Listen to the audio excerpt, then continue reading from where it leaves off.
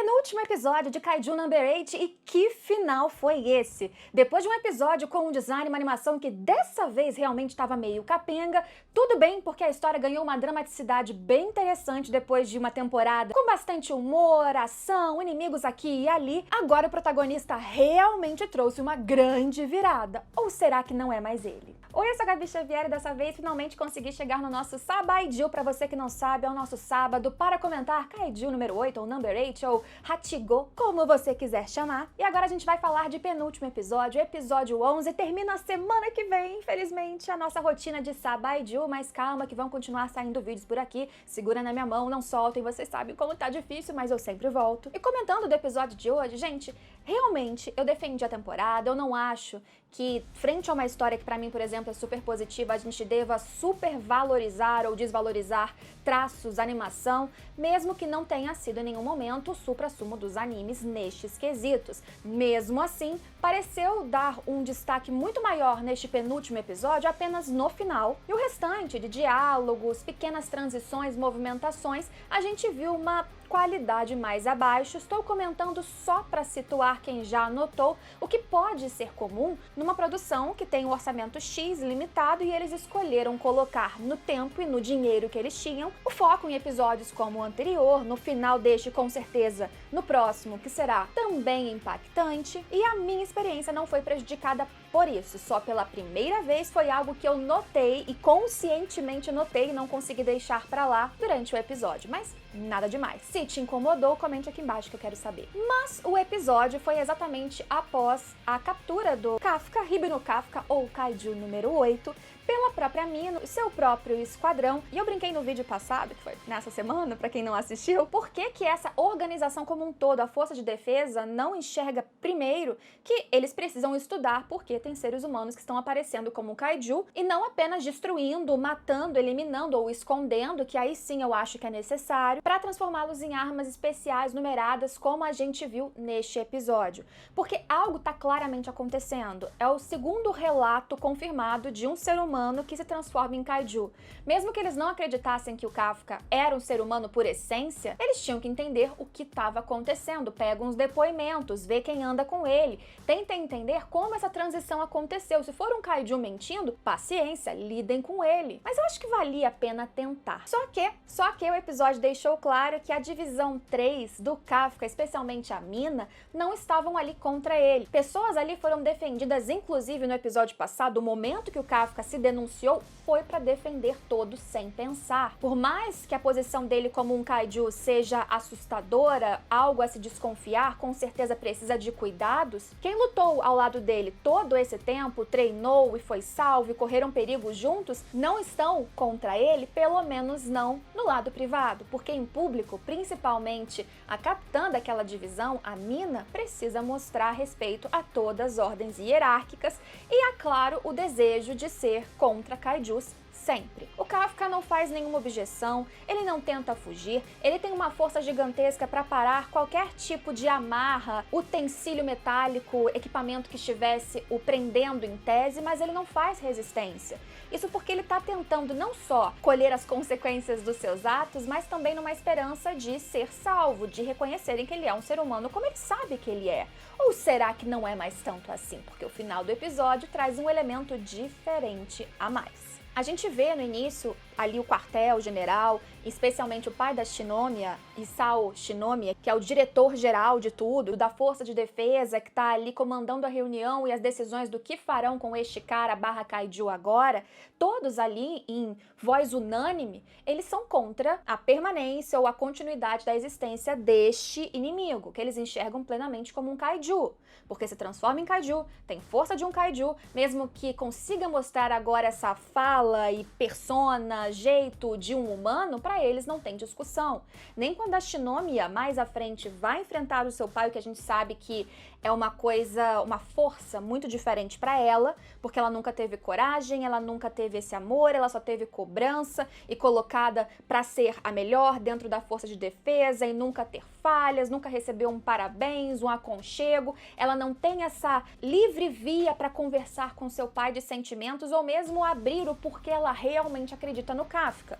Ela meramente faz um pedido formal, Depois um anúncio um pouco mais pessoal que até dá uma surpresinha no seu pai, que provavelmente nunca teve uma declaração tão espontânea da sua filha, infelizmente, de que ela ainda confia no Kafka, mas nenhum efeito tem. Ele é encaminhado para a sua possível execução e, claro, alguns testes físicos que acontecem. É a própria Mina que o encaminha, ele passa por todo mundo do seu esquadrão, o próprio Reno, maravilhoso Ichikawa, ele sai do seu lugar como não deveria pelo protocolo, fala que acredita que o senpai, que o Kafka vai retornar. Isso toca no coração do Kafka, que passou meio a todos esses seus colegas com vergonha, especialmente daqueles, o Reno, Shinomiya, que principalmente o Reno, fez de tudo para que ele não fosse descoberto, que estava do seu lado, correndo risco junto, e ele foi lá e se denunciou, mas se ele não tivesse feito isso, todo mundo tinha morrido. O próprio vice-capitão também, que inicialmente ali quando foram pegar mandou o Kafka ficar quieto,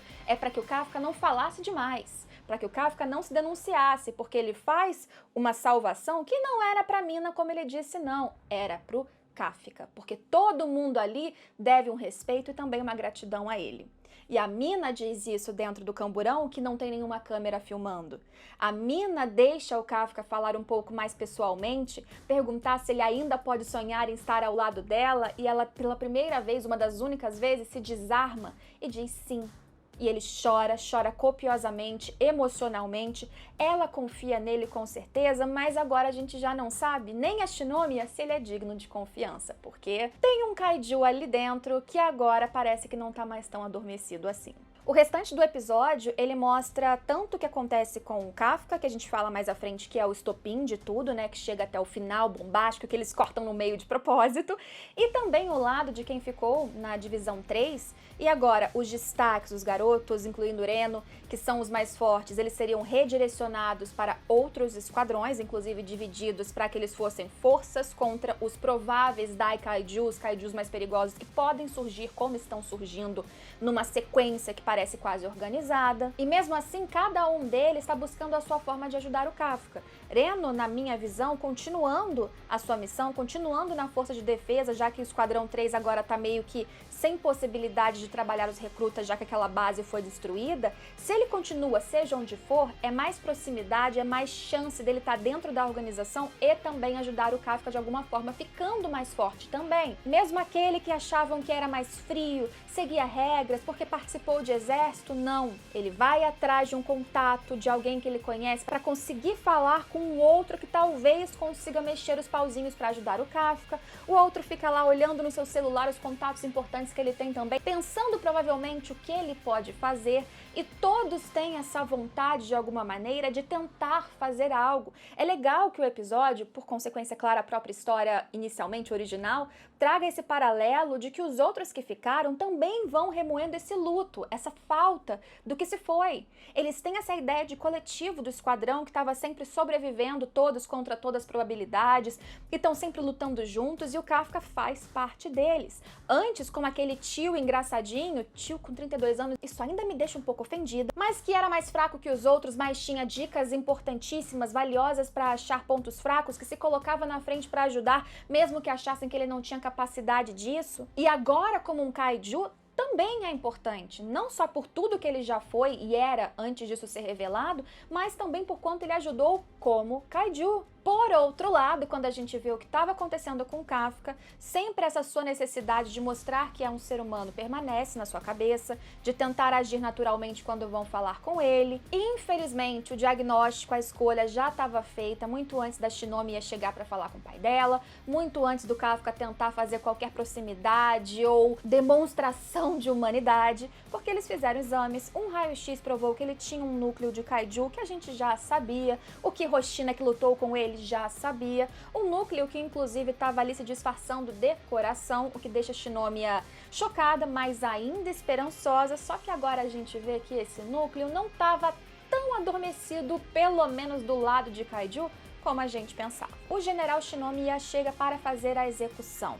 ele se coloca com um equipamento bizarríssimo, super pesado, numerado com 2, um equipamento que foi tirado de um Daikaiju que surgiu lá nos anos 70 em Sapporo, que é a ilha, um lugar, na verdade, uma cidade da ilha do norte do Japão, e só ele em toda a história da Força de Defesa conseguiu colocar aquele equipamento. Ele historicamente já foi considerado o mais forte de todos, e ali ele estava pronto como superior a todos para fazer ele mesmo essa execução tão importante e não passar para outros fazerem. Diferente das outras armas que também são feitas com tecnologia unida à pele, coisas de corpos de kaiju, essas numeradas, poucas pelo visto feitas com Daikaiju, elas têm uma presença, inclusive, uma força que até o corpo do próprio kaiju número 8, o corpo do Kafka, responde como se fosse um inimigo kaiju e não uma arma qualquer. Por isso, conseguir resgatar e utilizar corpos de Daikaiju após morrerem é importantíssimo também para que a Força de Defesa crie armas mortais como essa, mesmo que nem todo mundo ou quase ninguém consiga manuseá-las. E não tem dúvidas, quando ele chega ali para executar o Kafka, ele manda soltar, porque claro, se o Kafka quisesse, ele já tinha saído daquilo ali há muito tempo, estava sentado porque queria provar ser um humano, e ele começa a atacar o Kafka, já arrancando um braço de primeira, não dando tempo para ele respirar, porque se você é humano, prove e morra como humano. Não há qualquer tipo de pena ou qualquer duplo pensamento. O pai da Shinomiya deixa escapar pra gente no episódio que a mãe dela, ou seja, a esposa dele, foi morta por um kaiju. Então não só a posição dele hierarquicamente, história como força de defesa faz com que ele acabe com o kaiju sem pestanejar, mas ele também tem um motivo pessoal, muito passional, para que ele derrote qualquer um desses monstros. Na sua visão, aquele que está na sua frente é um kaiju também. Só basta forçar para ele se mostrar. E o Kafka vai precisando se transformar para segurar as balas que inicialmente são atiradas, para conseguir repor um membro que foi decepado. Ele vai se transformando em kaiju aos pouquinhos, sempre tentando manter a sua humanidade, mas isso cria um problema. Primeiro porque ele não consegue evitar aqueles ataques bizarros da arma número 2, então ele vai sendo ferido o tempo todo e a transformação progressivamente precisa acontecer. Segundo que quanto mais ferido ele fica, até o negócio explodir de vez, mais o seu corpo começa a responder sozinho e ele, de certa forma, vai perdendo a consciência. Ele não estava entendendo as reações do seu corpo, que ele estava, inclusive, tentando não controlar, não se transformar.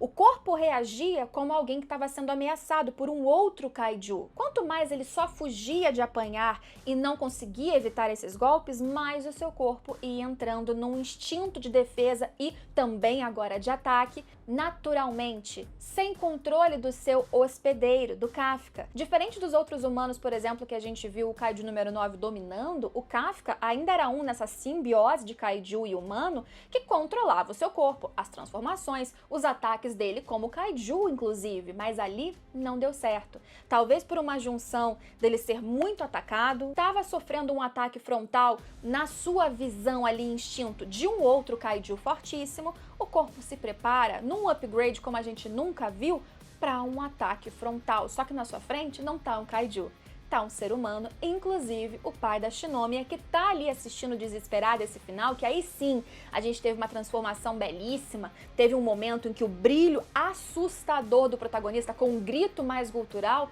mostra que ele já não tá controlando o que tá rolando ali e o golpe final parecia ser, pelo menos na preparação, bem fatal. O Kafka, enquanto isso, parecia estar dentro de si mesmo, preso, dividindo espaço com aquele kaiju, ou a mente daquele kaiju, que entrou dentro de si e simplesmente falava matar, matar, matar. Uma forma bem mais primitiva e menos racional do que outros kaijus que a gente viu, de novo aqui exemplificando como comparação o kaiju número 9. Será que este kaiju que fez a fusão com o Kafka era um kaiju mais irracional e por isso a sua mente consegue manter o controle do corpo, exceto em um caso como esse, em que mesmo este bicho vai fazer de tudo para sobreviver contra uma ameaça de um dos seus, inclusive, pelo que parece? É um momento de virada. Se ele mata o pai da Shinomiya, ele ganha uma rival, com certeza, independente de qualquer contexto contexto muito grande, uma ex-aliada que confiava nele contra todas as probabilidades, contra o que o seu próprio pai falou, e agora, aquela que já perdeu a mãe, vê o seu próprio pai sendo atacado pelo Kafka, que parece não controlar mais seu corpo ou que não parece mais ser um ser humano. Será que ele realmente era um humano? Com certeza isso está na cabeça dela e de todo mundo ali que está horrorizado vendo o que está acontecendo. Agora, o destino do pai da Shinomiya, de todos que estão ali, do próprio Kafka e deste Kaiju número 8, a gente só vai descobrir no próximo episódio final da semana que vem, então espero estar aqui no sábado para falar com vocês de episódio final. Se não me conhece, se quer ficar aqui, se quer ver meus comentários, eu espero que sim, é só se inscrever, acompanhar os próximos vídeos que saem por aqui. Muito obrigada a você que sempre retorna para o nosso Sabaiju e a gente se vê nos próximos vídeos e na próxima semana também. Tchau, tchau!